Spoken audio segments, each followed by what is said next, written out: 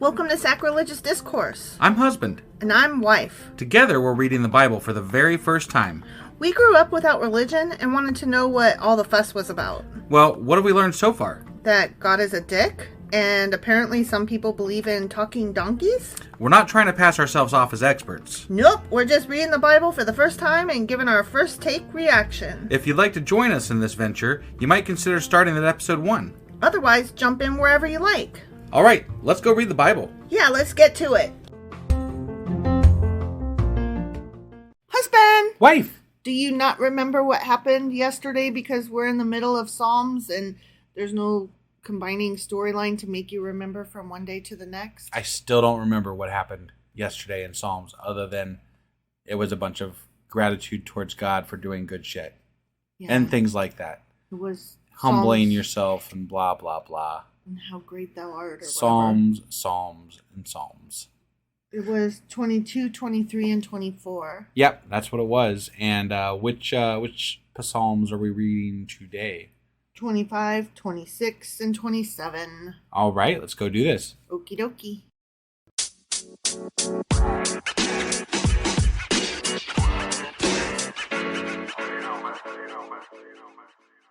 Oakley dokley, we are getting into Psalms. Okay. But before we start the Psalms that we're reading today, yeah, I meant to say something yesterday about Psalm 23 that I forgot to say. All right. Do you remember the part about I will fear no evil? Yes. Psalm 23 was the will lay me down in the fields and valley of the shadow of death, and you know that thing. Yep. Okay, so I will fear no evil is also the book title of a book by Robert A. Heinlein. Okay, and it's one of my favorite books ever. Got it. That's all. So if you haven't read it, you should read it. Yeah. If you're a sci-fi fan. I think I've read that one. You did. Okay. You did. I can't ever remember titles exactly, but... it's the one where they basically took the brain of an old man who was dying and stuck it in the body of a hot chick. Oh, yeah. And then it was the 60s, so she had sex with everybody. Right. Yeah. It was Heinlein, so she had sex with everybody. Yeah, because he was all about the free sex stuff. Right. Free sex, free love, everybody fucks everybody and it's fine. Yeah. And, I mean, whatever, to each their own, I don't care. Right. But, yeah, it was a really great book, I think. Yeah, no. But then the question was, he kept hearing her still in his mind. And so the question was, even though he was now occupying that body, was she still there? Got it. With him. Right. And then at the end, somebody else died that they loved and cared about. And so it was like, did they also that other person in their mind then? Right. So it was a whole thing. Yep. Okay, so anyway, moving on away from Psalm 23, we're getting into Psalm 25. Okay. Yep. Of David. To you, O Lord, I lift up my soul. In you I trust, O my God. Do not let me be put to shame, nor let my enemies triumph over me. No one whose hope is in you will ever be put to shame, but they will be put to shame who are treacherous without excuse. Show me your ways, O Lord. Teach me your paths. Guide me in your truth and teach me.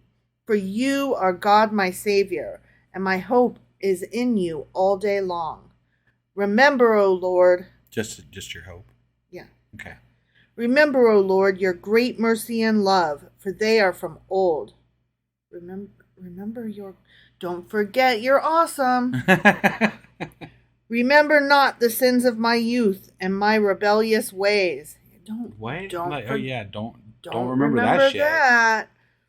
According to your love, remember me, for you are good, O Lord.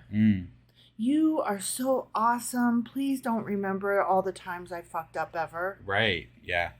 Good and upright is the Lord. Therefore he instructs sinners in his ways. He guides the humble in what is right and teaches them his way. All the ways of the Lord are loving and faithful, for those who keep the demands of his covenant. For the sake of your name, O Lord, forgive my iniquity, though it is great. I'm a real piece of shit, Lord. Can you ever forgive me, please? I have a question. Like, what if two people believed in the Lord and they both were asking for the same thing, and then they were fighting each other because they didn't like each other? Right. How does that work out? Like, who gets the upper hand? Maybe they both do. They both get an upper hand. Who then is the man that fears the Lord? He will instruct him in the way chosen for him. That was too many pronouns, honestly. He and him and... Were you talking about the bad guy or the good guy or God? Right. I don't know. Yeah. He will spend his days in prosperity must be the guy, the good guy. Right. Okay. And his descendants will inherit the land. The Lord confides in those who fear him. He makes his covenant known to them. His eyes are ever on the Lord, for only he will release my feet from the snare. Okay. Turn to me and be gracious to me, for I am lonely and afflicted. Lonely, lonely. The troubles of my heart have multiplied. Free me from my anguish. Look upon my affliction and my distress, and take away all my sins. See how my enemies have increased and how fiercely they hate me. But you know that you're asking for friendship from God because everybody else hates your ass. Like, it sounds like a very maybe you're the problem, right? Yeah, you ever think of that? Like, you should listen to some Taylor Swift music. Maybe I'm the problem, it's me is written for you. Right. Guard my life and rescue me. Let me not be put to shame, for I take refuge in you. May integrity and uprightness protect me, because my hope is in you. Redeem Israel, O God, from all their troubles. Wait. Me, I, me. Oh, and by the way, bless the land. Right. Amen. Right. Yeah. Afterthought much? Yeah. That was awesome. All right, let's get into here and read some notes. Right. Read some notes. Psalm 25 Yep. is a prayer for guidance, pardon, and protection. Okay. Okay. And it starts out, unto thee, O Lord, do I lift up my soul. Mm-hmm. This psalm has the form of an acrostic Hebrew poem, and I looked it up, and guess what it spells? What does it spell? The alphabet again. Again? You know why? Because... Is that all they knew back then? Well, they used these as a way to teach children to read. So, kind of yes. Okay. Scholars date this psalm to the Persian period prior to Nehemiah, between about 539 and 445 BCE. So these were like in the Hebrew primer. Mm-hmm. Yeah. Well, they took their reading and education very seriously. Sure. So they didn't have somebody like DeSantis that was, banning books and, burning books and stuff, removing them from libraries. That Amanda Gorman, the poet, youth poet laureate, right, that spoke that poem at Biden's inauguration. It's beautiful, so beautiful. Her poetry has been banned in several Florida schools. I heard that. That's such a tragedy. It's a travesty. I can't even imagine that. It's her. Whatever. I'm speechless. That's ridiculous. Yeah. So. That reminds me. Your mom sent me this awesome book list. It was from the New York Times, and it was like 25 books to read this summer or something like that. Yeah. And 'cause she knows I love me a good book list. Right. Well, I don't typically read the comments of anything ever, except for book lists, because a lot of times people will either comment on a particular book, and that kind of will give me an idea of what it's about, or, just a thought on it. And the other thing that they will do is make suggestions of other books, which, again, I love me a good book list. Yeah. Well, at least a quarter of all of them were, unless you're in Florida, like, this list isn't for you. Or, good luck trying to read these if you're in Florida, that kind of thing. Maybe we can just circumcise Florida. Circumcise them. They are the tip, right? Yeah, they are. Well, there's a I guess movedon.org is putting together a banned book wagon. Uh-huh. And they are going to be following DeSantis around the state and around the country and giving out free banned books everywhere he is. That's awesome. Right? I approve. Yeah, I was like, oh, if I was going to give funds to anything, you know, I don't typically give to movedon.org. I don't know. They just seem a little loosey-goosey, but that is something I would consider. Right. Like, I love me some banned books. You know? Yeah. So anyway, this psalm likely refers to the period when Absalom was heading the great rebellion against David, which it seems like most of them do. Yeah, right? yeah. Honestly. But Psalm 25 is the third most sung psalm in worship services. Huh. Only Psalm 119 and Psalm 89 are sung more frequently. Interesting. Right? Yeah. Well, and I started thinking, like, wait a minute, what about Psalm 23? No. Sung is the key word there, here. Yeah. Right. Okay. Like, everybody knows Psalm 23, but that's the one that's usually uttered at funerals and stuff. This is the one where they're like, pull out your book and pull up page Psalm 25 and sing along with us. Yeah, exactly. Right. Yeah.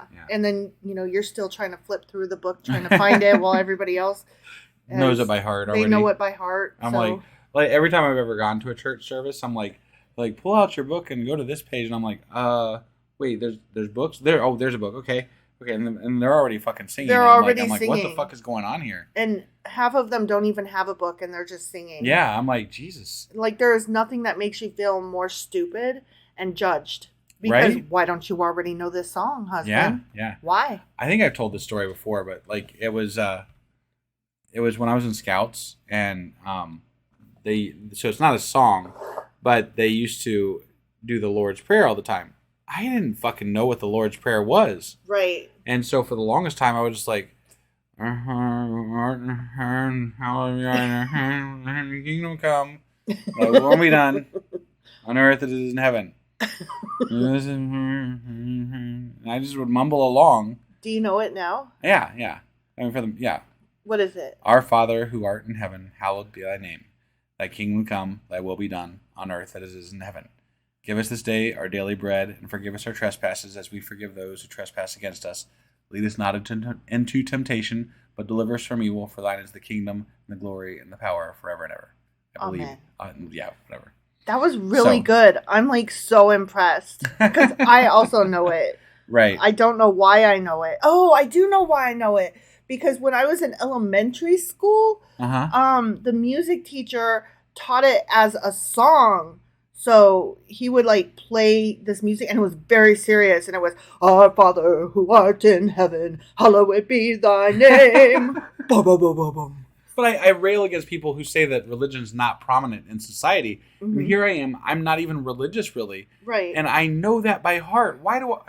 Why? You didn't even try. Yeah, I was forced to learn it. Yeah, I didn't even know it was like a church thing when I learned it in school. Yeah. But to this day, I remember singing that song. I know the tune, and give us this day our daily bread. Forgive us our trespasses. You know, it was like it was hardcore, and the piano was boom, boom, boom, boom, boom. Like, he played it hard. Right. He was rocking out. It's pretty cool. Yeah. Well, I don't know why we know it. But I know why I know it. I was in Scouts. So that was why I knew it. I don't think we should have to know it. I also know, what's the green guy name? Green guy. The Tom Green? Is that his name? I don't know. The America guy. Sings American songs, like really proud to be an American. Where at least I know I'm free. Yeah. Lee Green. That's what Lee Greenwood. Jesus. And I won't forget the man. Yeah, I know that guy too. Gave it right to me. And okay, what they used to play that every 4th of July carnival where I lived overseas, and it was a teeny tiny Air Force base that doesn't even exist anymore. Mm-hmm. And they would play that at the Tops in Blue performance where like the traveling Air Force and military singers would come perform for us. Yeah. And it was like a free show, and the entire audience was just in fucking tears, and I was one of them. Because when you're overseas and your parents are military, it feels very heartfelt. You feel very like, I am proud to be an American, and Yeah. I'm proud to be here, and I'm proud of what we're doing, and we all are in this together. We all miss the States. No, I gotta admit, I mean, when I was in Scouts, I was in tears over that damn song too, because Scouts is basically a precursor to the military, right? I mean, guess, yeah. it kind of is. Not really, but it's like... I don't think it's sold that way, but it kind of seems like it from what you told me. It's one step removed. Like, a lot of the people I know went into the military. You know, like, it's like... You're all-American, it's good grooming boy. For the military, essentially. Right. But, and grooming for other stuff, too, from what I've heard. Yeah. From what yeah. I mean, I heard, like, wasn't one of your Scoutmaster guys? Yeah, actually, it turns out that one of our Scoutmasters was a bit of a pedophile. Didn't know that until later, but yeah. I saw this comedy show where this guy found out that his Scoutmaster was a pedophile, and the comedy in it was that his feelings were hurt that he was never singled out. And I'm like, that's kind of funny, not funny. Right. Like, yeah. I don't think you're missing anything. But he was like, it was a comedy. So he was, this wasn't what the story was about. Right. This was just a thing in that. And so he kept saying, even the pedophiles don't want me. And I was like, I don't think that's how that goes. Right. It was one of those, like, you're not supposed to laugh at this, but he made it funny anyway thing. Sure. Yeah. So, okay. Anyway, moving on. Psalm 26. Yeah. Of David. Mm-hmm. Vindicate me, O Lord, for I have led a blameless life. Wait, what do you need vindicated for then? Right? That's what I was thinking, right? I have trusted in the Lord without wavering. Test me, O Lord, and try me. Examine my heart and mind, for your love is ever before me, and I walk continually in your truth. You know what? This guy clearly didn't know Job, because if he knew Job, he would not be asking to be tested and tried. Right, yeah. Be careful what you ask for. Mm-hmm, you might lose all 10 of your children. Right, yeah. I do not sit with deceitful men, nor do I consort with hypocrites. I abhor the assembly of evildoers and refuse to sit with the wicked. Man, he's just got a boring life. Mm-hmm. Just saying. I'm like, well, so if you're not commingling with bad people, quote unquote, that means that you're also not helping them. So, right. Kind of fuck off. Yeah. I wash my hands in innocence and go about your altar, O Lord, proclaiming aloud your praise and telling of all your wonderful deeds. I love the house where you live, O Lord, the place where your glory dwells. Do not take away my soul along with sinners, my life with bloodthirsty men, in whose hands are wicked schemes, whose right hands are full of bribes, but I lead a blameless life. Redeem me and be merciful to me. Okay. My feet stand on level ground. In the great assembly, I will praise the Lord. Okay. He's like, I'm so good. I want you to test me and look at all this goodness that I do. And I'm so good. Look how good I am. I'm fucking good. I'm the goodest. Yeah. I'm the best good ever. I knew some good people and they had nothing on my good. Right? Yeah. He's kind of gross. This one is one of those Jesus-y ones where there's a lot of allusion to when Jesus was being judged. Okay. Like Pontius Pilate. I don't know if you're familiar with the whole Jesus story, but Pontius Pilate was the one that judged him, and right. Like basically he's like, the people chose, what could I do? And he could have stood up anyway, because he was a corrupt judge. Yeah. Like it wasn't that he was corrupt, he like went with the crowd. Sure. And he's like, I know better, I know that you're good, but the crowd voted against you, what can I do? I wash my hands of this. And so he's saying he washed his hands in innocence, Yeah. That's where the phrase I wash my hands of this comes from anyway. Gotcha. But that line was in here in this psalm. Yeah. So anyway, let me hit my notes. Okay. But I just thought I'd put that out there because I read it and I didn't write it down as one of my notes, but then as I was reading it, I was like, oh, that line. Yeah. Okay.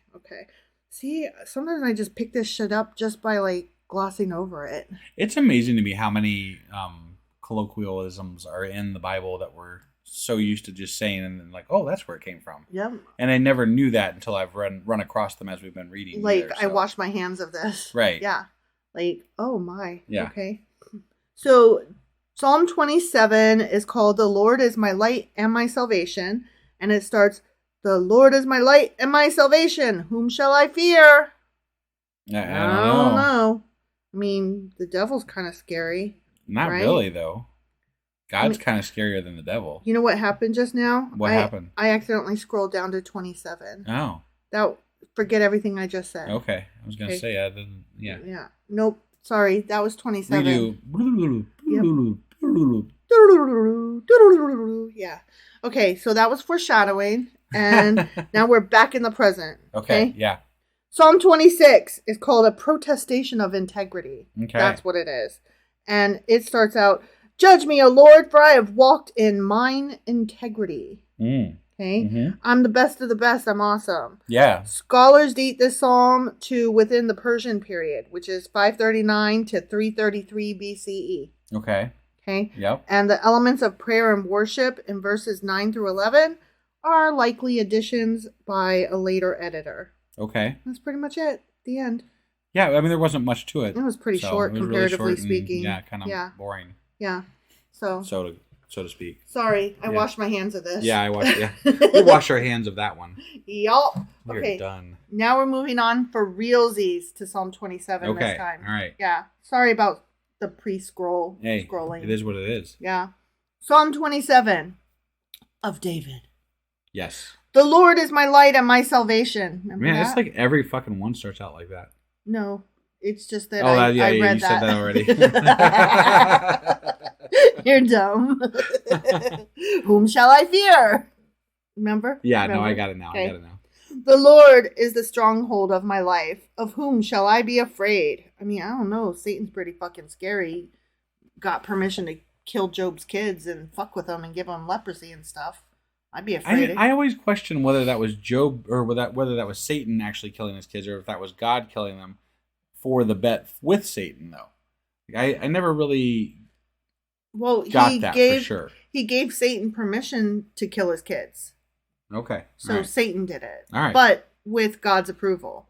Satan was given free reign to do whatever the fuck he wanted except to cause bodily harm and kill him. And I guess leprosy just didn't fucking count. So are those when they do those body counts for the devil versus God, those are the 10 people that Satan killed probably? I don't know what you're talking about. Oh, they always there's these memes out there that have God killed, 1 billion whatever people and then Satan 10. Oh, yeah. I bet those are the 10. Yeah. I mean, that we know of anyways. Sure. Yeah. He was given permission to kill those specific 10. So. Got it. Yeah. "When evil men advance against me to devour my flesh," wow, as happens. Man, that's some really evil people. "When my enemies and my foes attack me, they will stumble and fall." I hope they do if they're coming to devour your flesh. Right? Yeah. Jesus Christ, who is coming to devour your flesh? I mean, there was that one guy from a long time ago. What was his name? Zombie? No. Jeffrey Dahmer. Oh, well, when you said a long time ago... It's like a whole army of Jeffrey Dahmers, Listen, when we are reading the Bible and you say a long time ago, I'm thinking Bible times. I'm not I'm talking real time. Okay. But anyway... it's an army of Jeffrey Dahmers. that is scary. Mm-hmm. Zombies are scary, but asocial humans that just eat flesh, they're scarier to me than zombies. Yeah. Because zombies are, they can't help it. They are just the way they are. It's true. You know what I mean? Mindless, Yeah. Yeah.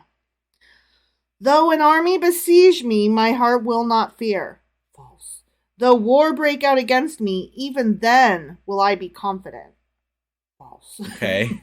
I mean, honestly, I might still go forth and do what I'm supposed to do, but I'm not going to do it without fear or with confidence, because really strength of character isn't about not being afraid. It's about doing the thing in spite of your fear. Right. To me. Yeah. That's what courage and strength of character really is you think through everything and do the right thing or the good thing or the hard thing, even in the face of danger or naysayers. Right. It's standing up in front of a group of all your friends like Neville Longbottom did. It's standing up in a group of all your friends are drinking and you tell the one person in front of everybody, you can't drive, you're drunk, give me your keys. I feel like an army is not the place for altruistic war or fighting. It's more about, like, okay, let's take our army / Marines, whatever. Okay. Our training does its best to essentially brainwash those people to follow orders without question. Is that not correct? That is correct. Okay. Yeah. So it's not anything to do, right, but it's not anything to do with altruistic motives. It's about following orders to the T without question. Right? Yeah, but you're talking about the military. I'm talking about individuals. Yeah, so I get it. I mean, you're talking about Neville Longbottom and how he stood up against his friends to right a wrong that he perceived was wrong. Yeah. Right? Yeah. But I feel like in the Bible, these people they use God as a reason to fear enough to fight. It's not. It's still brainwashing, right? It's still them telling you have to do this without question. And here's why. Right, but they're saying do it without fear, and I'm arguing with the Bible because I'm saying doing good and doing right has nothing to do with whether you're afraid or not. Okay, right. So got it. I'm not agreeing with the Bible. I'm arguing with the Bible. Okay. Don't you think? Sure. And don't you agree? I agree to an extent. I think that if you make somebody fear something else more than the fear that's coming, then you're not as afraid. I'm not following. Give me an example. So if you train somebody to be more fearful of their boss, that's telling them you have to go fight those people that might kill you, but you're more afraid of your boss that's gonna than the enemy, then you're not gonna be as afraid of those people. So you're less afraid because you're more afraid of something else. Okay. It's a type of brainwashing. It's a type of conditioning, Okay. So you're right. So I was thinking of like myself doing the right thing. Yeah, no, at an individual level, what you're saying makes some sense, but I think that overall, as far as how war works and people work like that, they're not afraid because there's reasons they're more afraid of something else. Got it. So it's not that they lack fear, they just have placed their fear elsewhere. Right. Okay, got it. One thing I ask of the Lord. One thing. Just the one. Yep. This is what I seek, that I may dwell in the house of the Lord in all the days of my life. Okay. To gaze upon the beauty of the Lord and to seek him in his temple.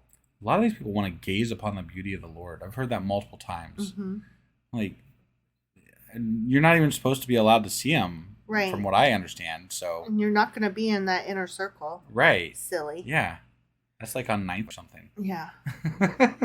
For in the day of trouble, he will keep me safe in his dwelling. He will hide me in the shelter of his tabernacle and set me high upon a rock. You know, one thing that drives me crazy about these Psalms is that from sentence to sentence, it changes whether he's speaking to the Lord or about the Lord. Yeah. He's like, the speaker is like, please, Lord, let me look at you. You're beautiful and awesome. And then he's like, oh, the Lord is great. And he does goodness. And I'm like, it doesn't track for me. Right. As a writer, it doesn't track for me. Yeah. Pick an audience and get there. That's all. All right. Then my head will be exalted above the enemies who surround me. All at his tabernacle will I sacrifice with shouts of joy. I will sing and make music to the Lord. Hear my voice when I call, O Lord. Be merciful to me and answer me. My heart says of you. See what I mean? It switched from talking about the Lord to talking to the Lord. Right, right. Just from one sentence to the next. Yep. It drives me crazy. Yep. My heart says of you, seek his face. Your face, O Lord, will I seek.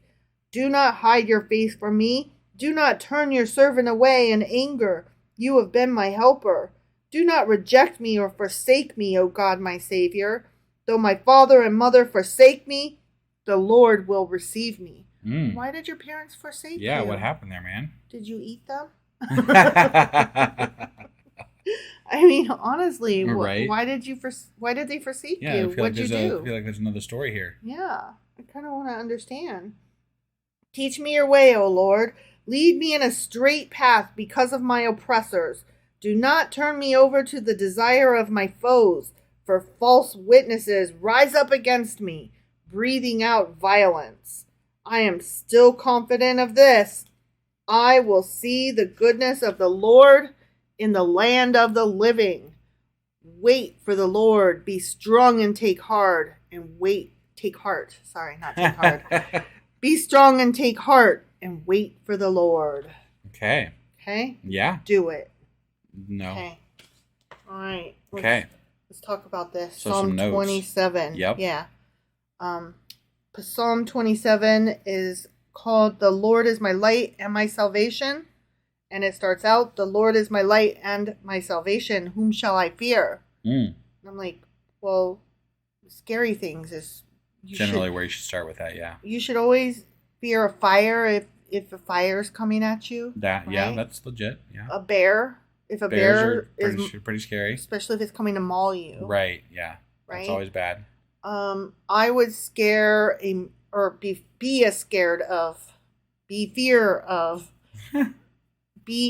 afraid of. That's what I'm trying to say. Right. I would be scared of a murderer, like that's running at me with a gun or a knife or something. Yep, I'm scared of hornets. And you wasps are. Yeah. We should tell that story another time. Right. You left me. I did. I ran for like a mile. You ran. Like, sprinted. With me. And the fucker kept following, too. Yeah, that's why you kept running. Jesus. Okay, let's tell the story.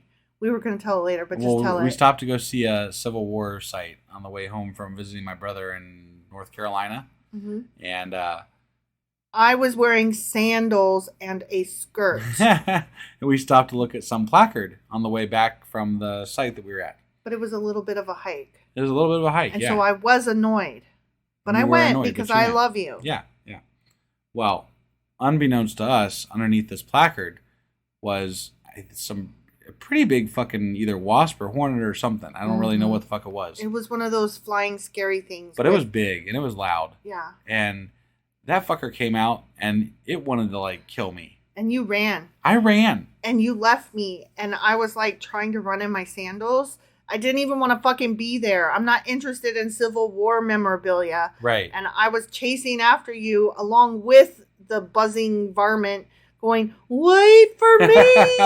Wait! But they were right on us though, right? They stayed with us the whole way. That thing was buzzing right by me the whole time I was running for like a mile. But it let me know exactly how you would be if a horde of zombies came after us. That's not fair. If a horde of zombie you would throw me to the zombie. I would throw you to the hornets. You did throw me to the fucking hornet. And you took off. It made me very sad. I knew where I stood in your heart that day. And then another time, there were zombies coming down from the sky. Oh, yeah. Yeah. And we didn't know they were zombies at the time. We thought they were aliens. We thought they were aliens because they were coming down from the sky. Yeah, yeah. And I was like, oh my God, this is the end. And your brother was hanging out with us that day. He was. And I was like, let's go inside. And he was like, oh my God, yes, come on. And you were like, I will stand outside and watch. And you stood outside and watched. And I was like, this could be the end. Well, yeah. So, okay. All right. They need more backstory here.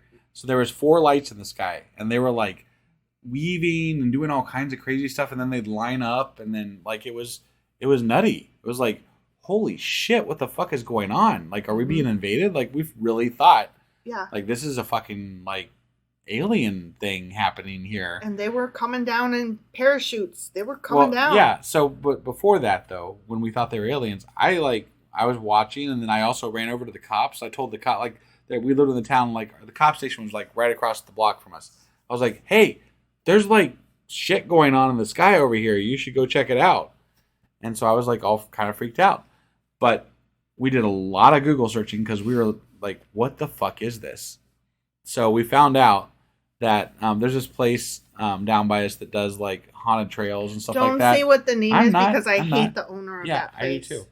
I'm not going to say the name. But anyway, they had skydiving zombies with torches that night. Because it was Halloween time. It was Halloween, yeah. So like that's what it was.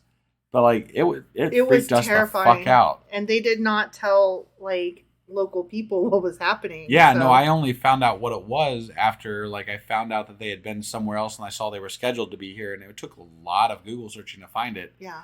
But like it was really scary. But you were out there. You were interested in finding out what it was. And I was like, this could be the end. We need to spend our last few minutes together. And I was like, come inside. And you were having none of it. No, I got to figure out what the fuck it is. I know. At the price, you put me at arm's length. Just like you left me to the Hornets. Well, I mean, if we hide and the aliens come, I don't know where they're coming. Like, you know, you want to be as prepared as possible. I was trying to be as prepared as possible to protect you. Oh, it was about protecting me. Well, yeah. I call bullshit. I needed to know where they were going. Okay. Where are the fucking, you know, aliens landing? Every single time there's like a lightning storm or like a hurricane comes through the area. A hurricane? Okay, not a hurricane, but like if there's like really strong wind and we suspect there's a tornado coming, right? Yeah. Are you down in the basement with me? No, I'm watching. Exactly. Your interest in watching and seeing or escaping is more than your interest in being with me during scary times. I'm trying to watch to see what's happening. That's what the fucking weather report is for. But I and that's not. You lie. You want to see it. You just want to see it. Tell the truth. I want to see it. But not because you want to know where it's coming from. And well, I kind of do. Okay, but not out of a sense of duty or wanting to like take care of your family. You just legit want to see it. I mean, who wouldn't want to see aliens? Oh my God. I'm just saying. I hate you so much right now. I'm just saying, like, you let me know where I stand. And it's in the basement by myself. Right. All right. The Lord is my light, etc., etc. It's thought by some that this may be a sequel to the preceding psalm. Okay. And scholars suggest that this psalm is a composite work by at least two authors and then brought together by an editor. Interesting. Mm-hmm. Yeah. And some scholarship contends that it may have originally even been two separate psalms. Okay. Whatever. It's not anymore, so. Yeah. There we go. I just don't care about it enough. It was turned into a song called This Lord is My Light. Okay. And I could only find a few different versions of it on YouTube. Yeah. And I'll let you link this song, but it was these cute 3 white girls that sing about the Lord is my light, la la la. And I was very unimpressed because they were so cute. And when I hear about like the white girls that are cute, that love the Lord, I'm like, you have never wanted a day in your fucking life. Get the fuck out of here with that bullshit. Right. Because their voices are so cute. They're sweet and cute and sweet. So I'm a judgy bitch. I'm putting it right out there. The end. Okay. That's the end. That's the end? That's the end. Okay, so that was Psalms chapters 25 through 27. Those girls made me cranky. And those girls made you cranky. You know what? They could be the nicest people on the earth, and I just judge them, and I feel a little bad, but my God, they made me so cranky. Yeah, and so tomorrow we'll be back with what? With Psalms 28, 29, and 30, hypothetically. Hopefully no more little white girls will make you cranky tomorrow. They just, they made me so fucking cranky. Yeah. All right. Bye, guys. Bye.